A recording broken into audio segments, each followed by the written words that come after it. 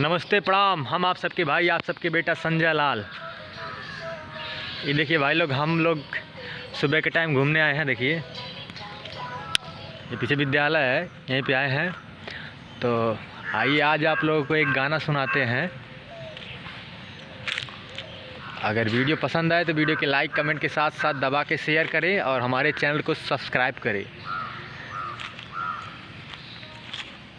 कि किस्मत बदले दागा और जीवा तोहरायागा, अब सुनला बतिया गौर से,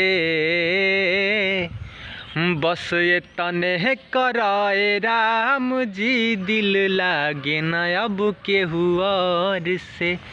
बस ये तने कराए राम जी, दिल लागे न अब केहू और से।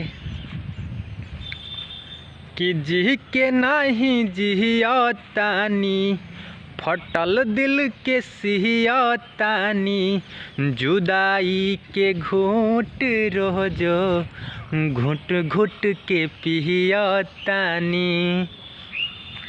जी के नहीं जियातानी, फटल दिल के सियातानी, जुदाई के घूंट रोजो घुट घुट के पियातानी। केहू पागल केहू आवारा, केहू कहे हो बेचारा, नेहना मिले हर ठहर से। बस ये तने कराए राम जी, दिल लागे न अब केहू और से। बस ये तने कराए राम जी, दिल लागे न अब केहू और से।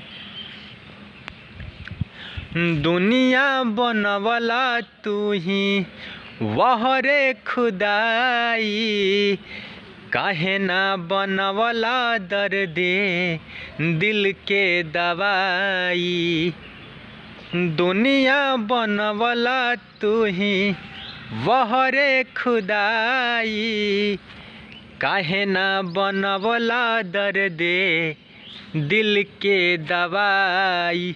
सपना रहल अधूरा, सोचल भइल न पूरा, गुजरीले दुख के दौर से। बस ये तने कराए राम जी, दिल लागे न अब केहू और से। बस ये तने कराए राम जी, दिल लागे न अब केहू और से। नमस्ते प्रणाम। अगर वीडियो पसंद आए तो चैनल के दबा के सब्सक्राइब लाइक कमेंट शेयर। चपले रहो गुरु। प्रणाम।